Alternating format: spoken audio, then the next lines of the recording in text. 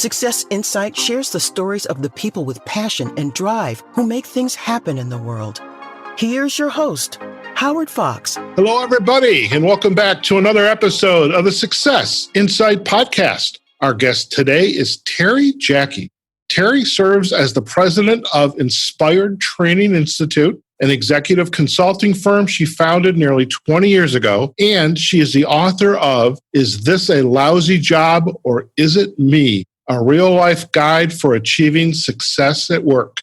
Terri offers practical ideas for managing novel workplace situations, and we've all had those, depending on one's stage of character development. Now, Terri invites her readers to see and learn from real-life experiences that he or she is not alone in their struggles or doubts.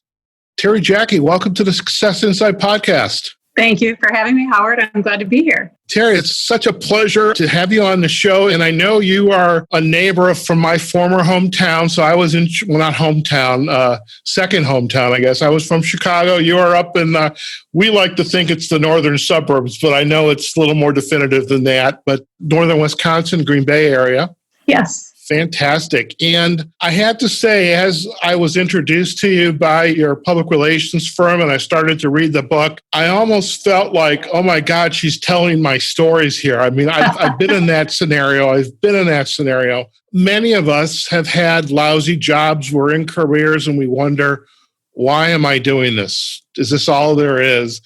Sometimes we settle, sometimes we move on. And I think it's, given that we are in COVID-19 pandemic still, there's opportunities to have reflective conversations about what do I really want to do. So I think it's perfect timing that you're on Success Insight. And so what I'd love if you could share a little bit about your background and let's kind of dive more into your work and into what was that spark, that insight that where you said, I think I need to write a book.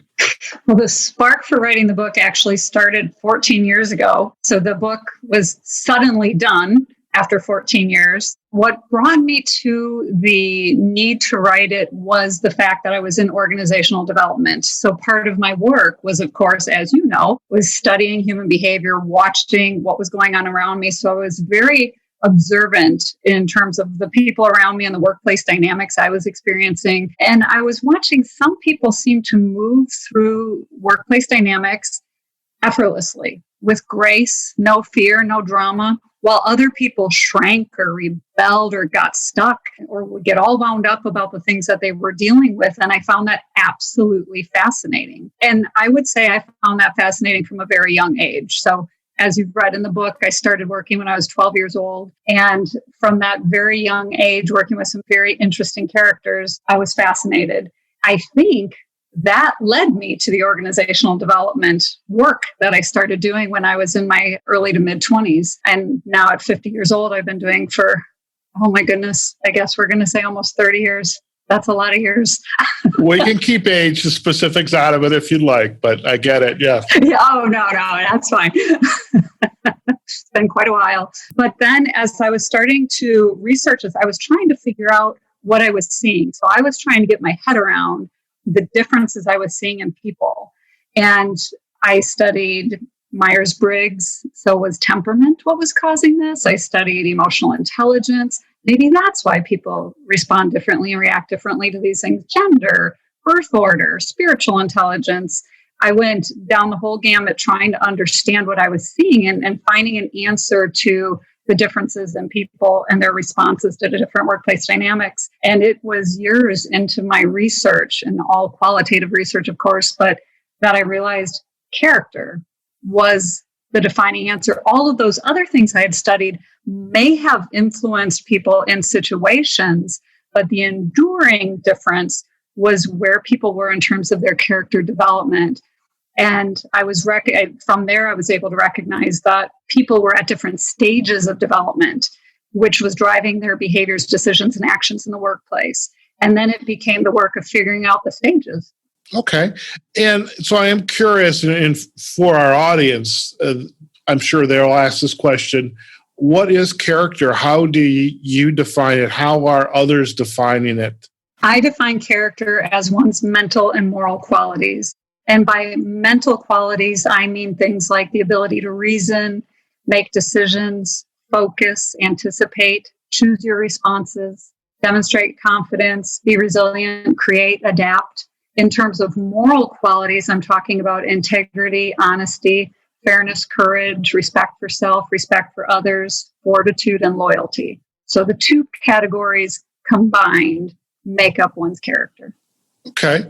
And in your learnings, your education, your practice, do you in any way see is character something, like with Myers-Briggs, there's the temperament, we're kind of hardwired. And then we learn through experience, nature, nurture, on and on. Is character, is that hardwired? Is it something we learn because we've got great role models? How is it manifested? In my experience, and I want to hit the MBTI question because I'm a master practitioner with MBTI. I love the instrument. I think it's so valuable in our coaching crafts. What I have observed is character serves as the foundation, if you will. And depending on the stage of character development you're in, that is what comes through your MBTI hardwiring.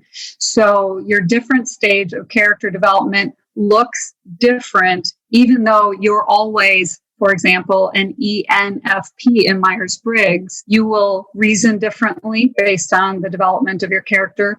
You will display courage differently, even though you're still an ENFP. So your character comes through your hardwiring. Does that make sense to you, Howard? No, that makes sense. And as an INTJ, by the way, since in the spirit of full disclosure, and you're probably asking, how is an INTJ coaching and working a podcast? But hey, I'm a highly adaptable INTJ. How am I developing that character, though? Is it how I was raised? Is the family unit, the religious, just the friends, the neighbors? How is that being developed, though? I think that's being developed by the experiences you have. So I do believe, especially the moral qualities, I do think that nurture definitely plays a part in that, in terms of the environment that we're raised in, the people we're interacting with, the role models we have in our formative years while we're growing up.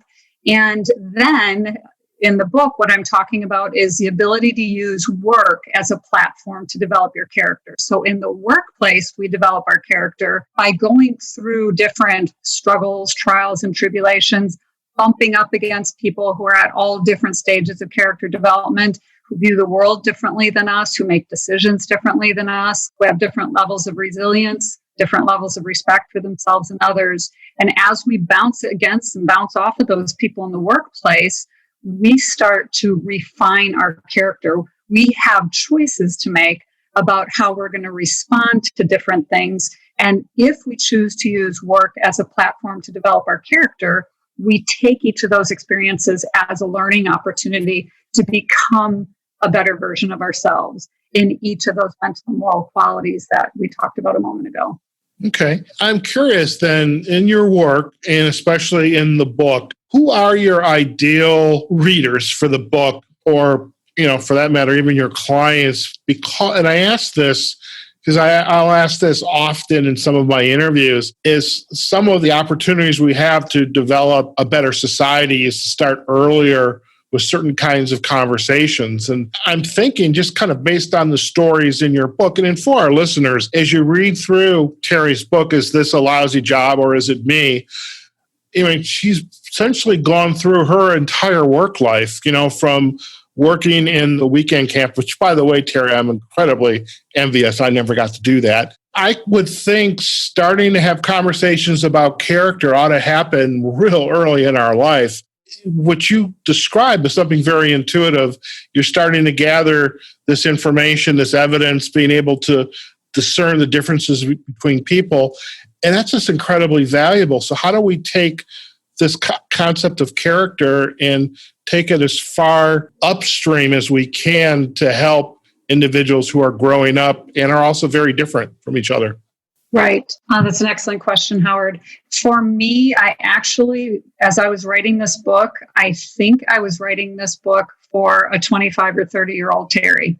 I was trying to go back through my own life, and that's why the stories chronicle my experience in the workplace from age 12 till now, is because I wanted it to be one character so the readers could see a person moving through the stages instead of a series of disjointed stories about different people. And then rather than making up a fictional character, I do have tons of journals and notes about different experiences that I went through in the workplace. So I was able to pull from, plus I have a memory of an elephant. So I was able to pull from a lot of my experiences to just have the one character move through so the reader could see the stages and the growth and the changes. But I think the goal would be for this book or this kind of awareness to wind up in the hands of somebody probably in their mid-20s, maybe as early as high school. But my guess would be you would need a little time in the workplace to understand some of the dynamics well enough to be able to grab on to these stages and understand what learnings are available and how you might implement growth on your own. So I would love to see this in young professionals' hands. I would love, my coaching team at Inspire Training Institute, we use this book. We have different worksheets and workshops that we can do with groups of people. But when we're working one-on-one, doing our executive or leadership coaching or even career coaching, we use the book and we help them map out where they've been, what they've learned, and where they are. And from where they are, how can you move forward? Because I think that simple awareness helps you accelerate your development. Just being aware that there is another step. And I should also add, the fear stage is a stage. More people get stuck in that stage than any other stage, as you can imagine.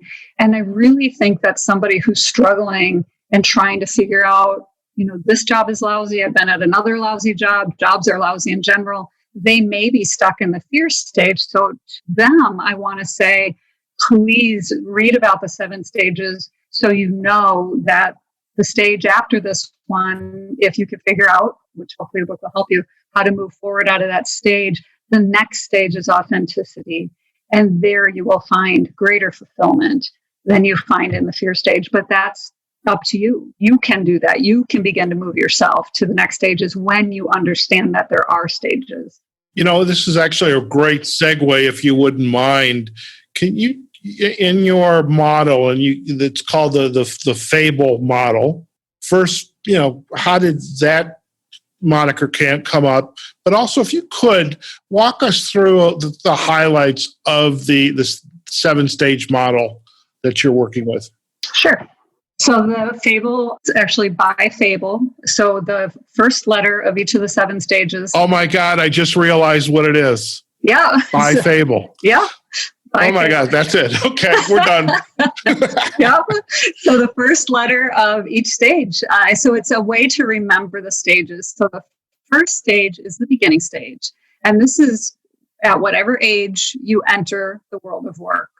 And I would say this is paid work. Whenever you enter that, and people enter it at all different ages, as we've discussed it. For me, it was age 12.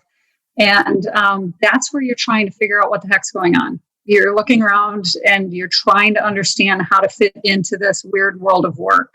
And basically all you're trying to do is figure out how to do what it is you're supposed to do in the workplace. So there's a moral to each stage in the BY FABLE model.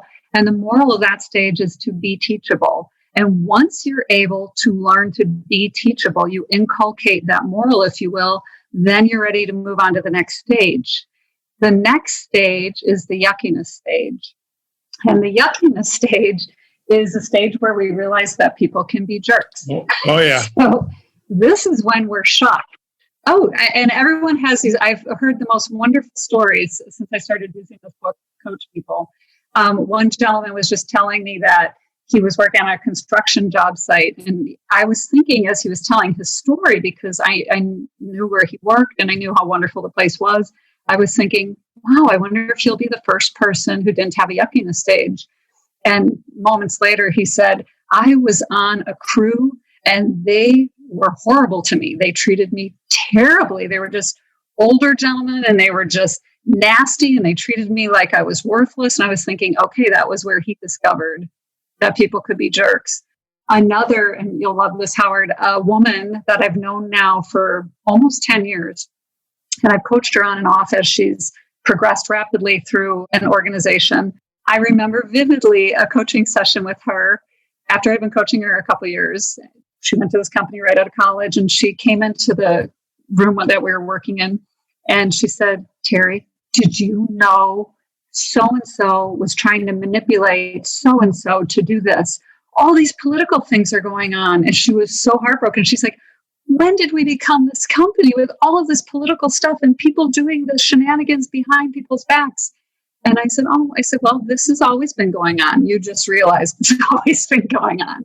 So that was her entry into the yuckiness stage. So the moral of the yuckiness stage is to pay attention, to be observant and to pay attention to. You don't have to do anything about it. You just need to learn that some of these dynamics exist in the workplace. With that particular stage, and there is a couple individuals, one in particular, and it even happens when you're in your 30s and 40s, is that you just want to stay as far away and separate yourself from these people as much as you can. Oh, yeah. Absolutely.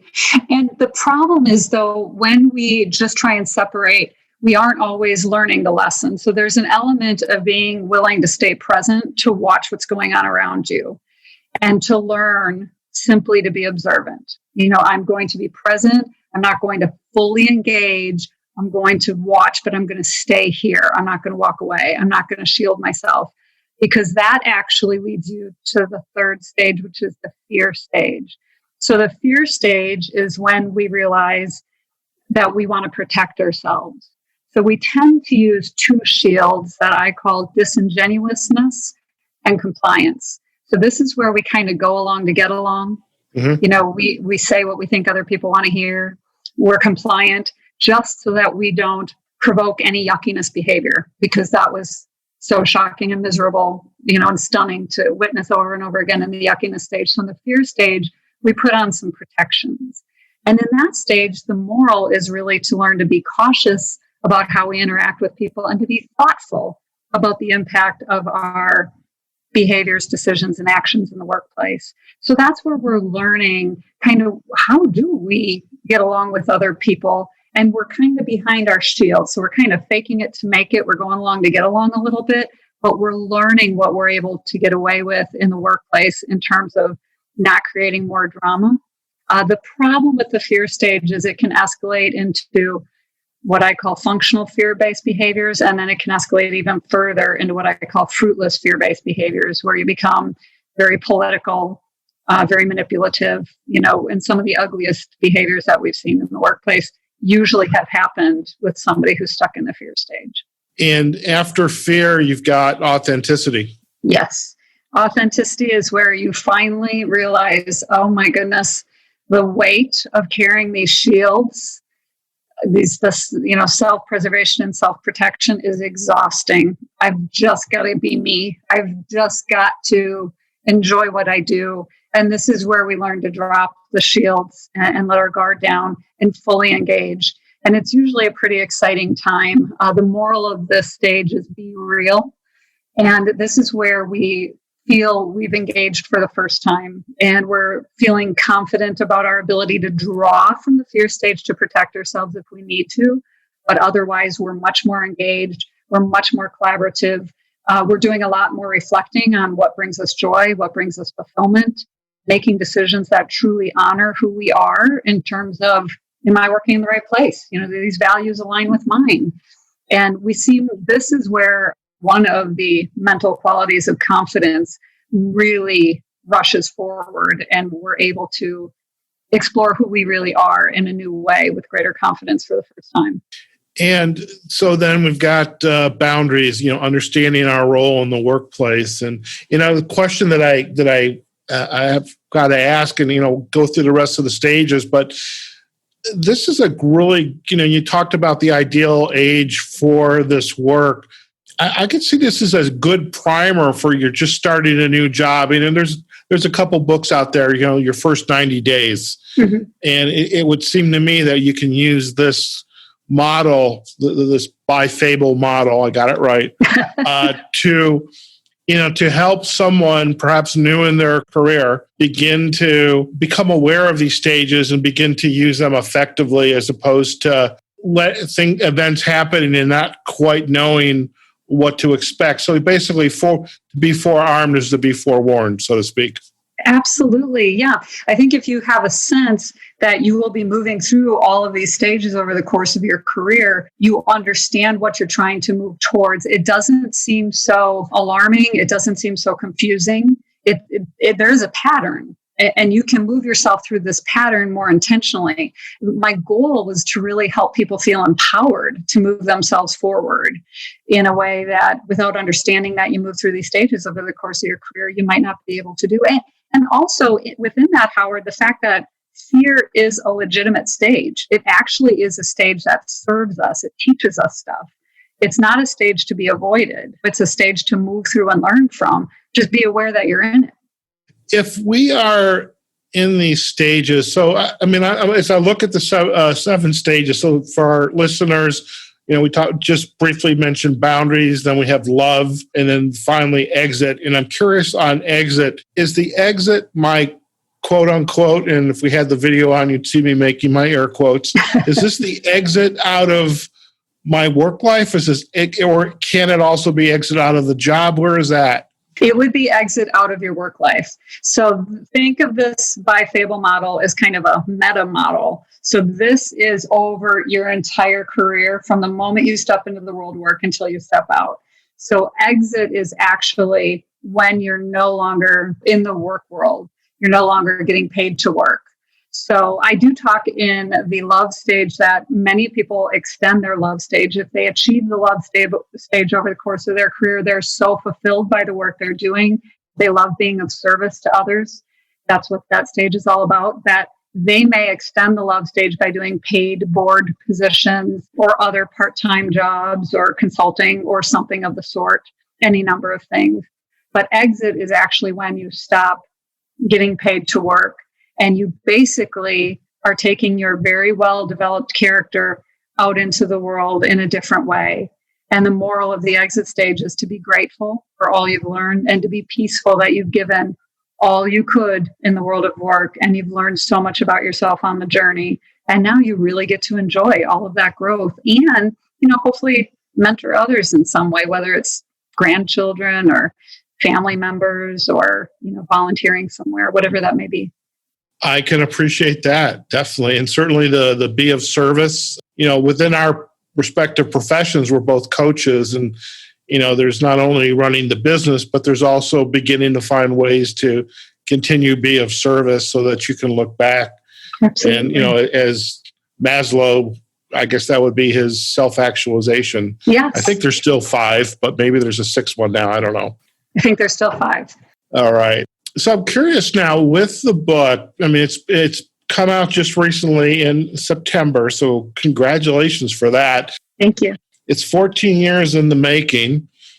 What was it like to write the book? How did you sit down? And you mentioned earlier on you have a home by the lake, which is not a bad place to be right now during our pandemic. How did you finally set out to, let's put the words on paper and organize it? How'd you do that? I started doing it probably, I want to say 6 years ago. And what's interesting about it is at that time, 6 years ago, I only had 3 stages. I essentially had authenticity, boundaries, and love, but I called them authenticity, boundaries, and consideration. So I called them the ABCs. And my adult daughter, who you can read about in the book, but she insisted that that wasn't the whole model. And she said that it cut short all of the wisdom I had shared with her and her friends as they were entering the world of work. And I couldn't just take that, tiny piece and call it complete. So she, which, being an executive coach and then coaching your daughter, it's, I guess, turnabout fair play, because she used all my skills on me and pushed me to expand the model appropriately and accurately. And then I started trying to figure out how I was going to make this make sense and make this accessible to people of any age. I knew storytelling would be important. So that's when my work-life memoirs became the vehicle. And in terms of when I wrote it, I'm blessed with a very busy practice, very busy firm. So it was written on evenings and weekends and all hours of the night out at the lake, sometimes here at the house in town, sometimes on the road in hotel rooms while I was traveling. So it took a lot of time. I often fantasized that I was going to take just a month off to write it. And that never actually materialized with my busy schedule. But so it was written in pieces over a very long period of time. It became clear that I was ready to do something with it, that it kind of surfaces, it clarifies itself for you and tells you it's ready at some point. Fantastic. And how do you envision this book being used and to further inform the work you're doing in your practice?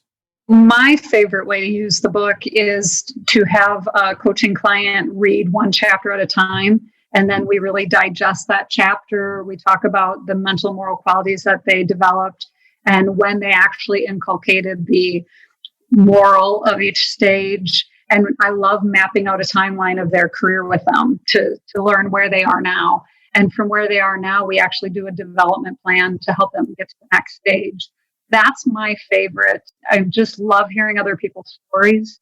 I love how excited they get because they automatically are like, I'm writing a book, I'm telling my story, which I encourage all of them to do. But my other favorite thing is usually speaking to groups. Interestingly, Howard, women's groups love digesting this topic. Just absolutely love speaking about this together. And that's been super fun, although I've spoken to all sorts of groups about it. But that's been really interesting because I think they can relate to the character. So they're going, aha. Right. Been there, done that, Absolutely. So it's been very, very fun, very rewarding as well. But we also do have workshops on our website that we offer that are based on the stages of the book and take participants through the stages differently. And of course, you don't know which stage the participants are in, so you have to teach as though anyone might be in any stage. But that's fun because you see the participants really learning from each other. I think the most important thing to me is that you don't rush through it. So take time to read the book, let memories come back, your own memories, let connections be made, let realizations occur so that you're actually thinking through your own growth over the course of your career. I think that is so important. As I was reading the book, I was being reminded, what was the first type of job I had? It was probably cutting lawns. And then, I worked in a little diner around the block from me, which was probably the one of the greatest opportunities. That's how I developed my love for cooking. But just the breadcrumbs. I mean, it's really amazing. Even the fact that you and I are having a conversation today for the podcast is we would not be doing this today if certain events had not happened as I'm going through, these stages. Absolutely. And it was just, in some ways, it was kind of going down memory lane, some good memories, some not so good memories. But I just think it's fascinating because, if we can learn to observe and, kids, I suppose, I mean, I'm not a father, so I can't speak directly to it. So you're a parent, you could. But kids tend to think they know everything. And I guess perhaps they think they know everything early. It's getting earlier and earlier, I think. Oh, yeah. But, this one gift to them is being there, coaching them, mentoring them to be observant. Absolutely. And just to ask, what are you seeing? How are you feeling? What do you think? Yeah. And it just is a wonderful, wonderful model. And now that you have the book and you have the workshops and obviously a very vibrant coaching practice, what are you hearing about this work, this particular book and the work that's arising as a result of it? I'm hearing a lot of ahas, so a lot of personal insights.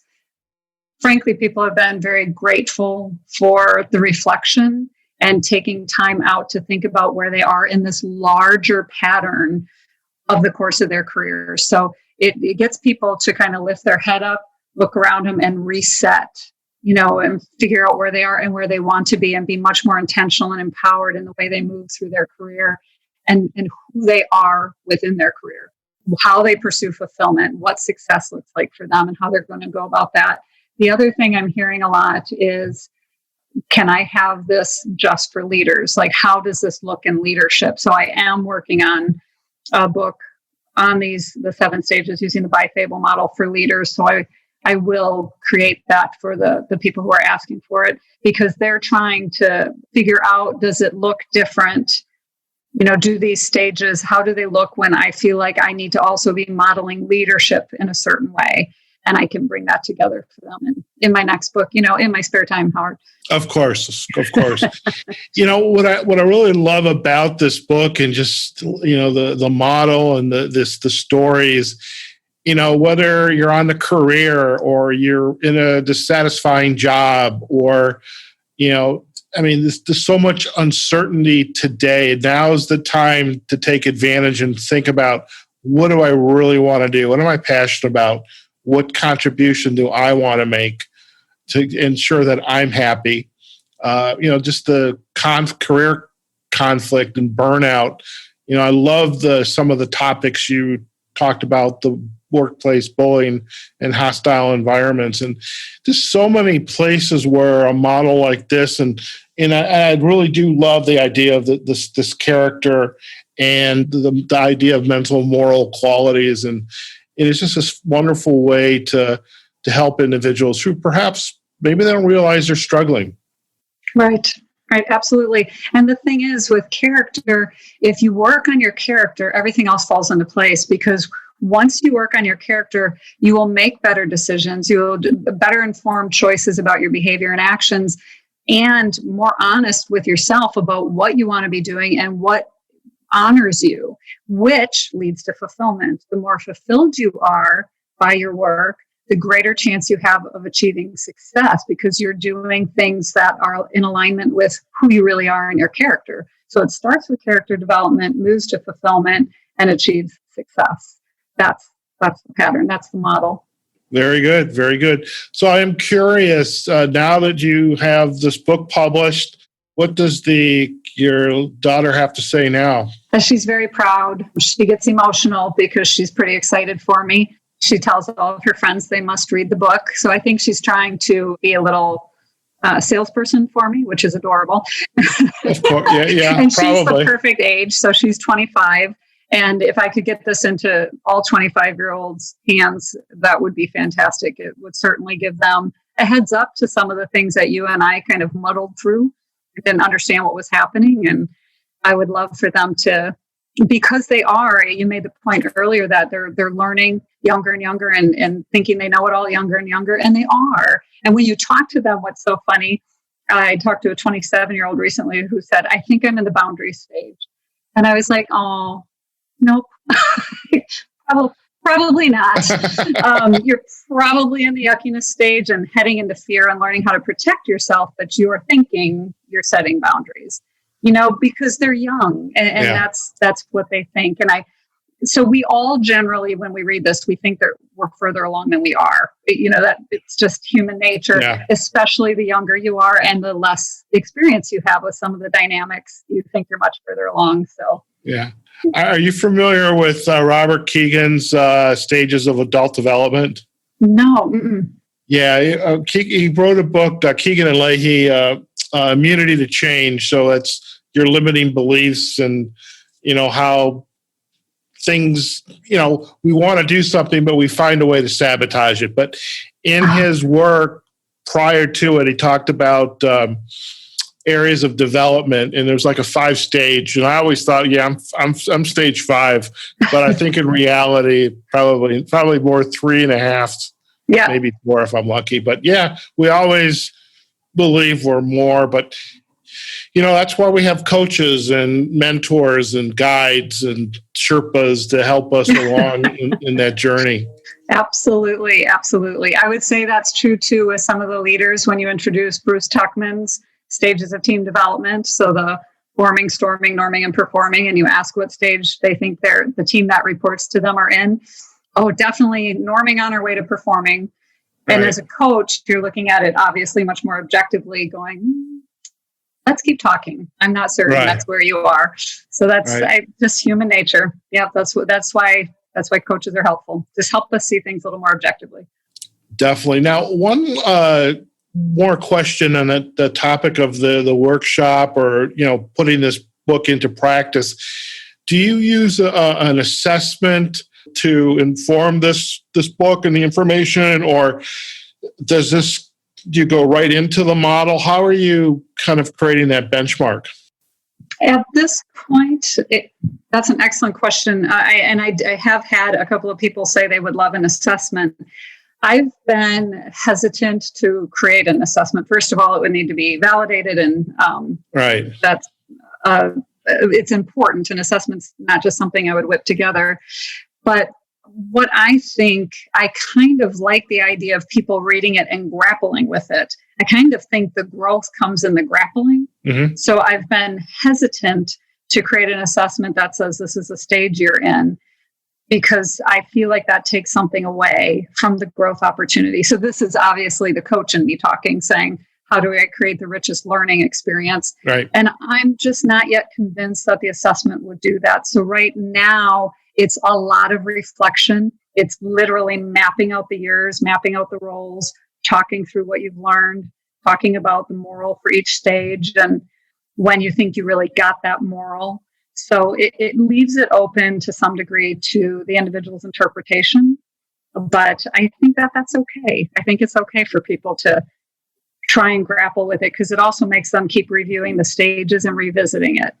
Fair enough. Terri, if our listeners would like to learn more about you and your work, where are the best places for them to go? The best place would be our website, which is www.inspiredtraining.net. That is the best place. And on there, up at the top, you can see all of the Inspired Training Institute social media.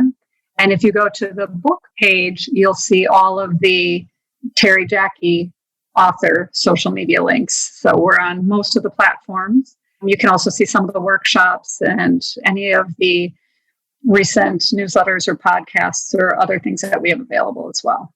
Fantastic. We will definitely provide the backlinks to the website as well as to the right social links. We pulled them directly from the main webpage, but we'll get those links squared away, but they will be in our show notes for everybody to pursue. Terri, it's been an absolute pleasure to have you on Success Insight, and congratulations on the book and just your continuing journey, because this is a developmental journey as well for you. Absolutely. This author stuff is all new to me for sure. Very good. Well, once again, thank you for taking the time. And again, I grew up in Detroit, but I will say, go Packs. Thank you, Howard. I appreciate it. And I will say to you, go Lions. Yeah. Thank you so much for having me on. I really appreciate it. It's been a joy talking to you. Our pleasure. Thank you. All right, folks, we have just been chatting with Terri Jacke. She's president of the Inspired Training Institute. She's an executive coach, and we have been chatting about her new book, Is This a Lousy Job or Is It Me? A Real-Life Guide for Achieving Success at Work. And most definitely go out, get yourself a copy of the book. We'll provide links back to the book, for example, on Amazon, as well as to her website, inspiredtraining.net. And, there are many, many reasons why this book is so incredibly important today. There's so many constraints on our time, and we're asked to do things that maybe we're not comfortable or no longer want to. And, being happy is important. And, being grateful. You've got your family, your friends, your loved ones, your health in this COVID-19 era. But you want to be in careers that we love and we're passionate about and can conceivably think about doing this for the rest of our lives, for that matter. So this is just a great book to discover what stage you're in within the BY FABLE model. And, beginning, yuckiness, fear, authenticity, boundaries, love, and exit. See, I got that model correct now. Please do go out and learn more about Terri and her work and her team's work. And folks, wherever you are, whatever you're doing, go out there, have a phenomenal day. Take care of yourselves, your family, practice social distancing, wear a mask, and we will see you on the next episode of the Success Insight podcast. Oh, and before I forget, do visit us on our website, successinsightpodcast.com. We're also on Facebook and LinkedIn, Success Insight Podcast, as well as YouTube and all the podcast platforms, Buzzsprout, iHeartRadio, Spotify, Apple Podcast, and Google Podcast. We're everywhere. So once again, go out, have a fantastic day, and we'll see you on the next episode of the Success Insight Podcast. Take care now. Success Insight is a production of Fox Coaching and First Story Strategies. Find us online, successinsightpodcast.com.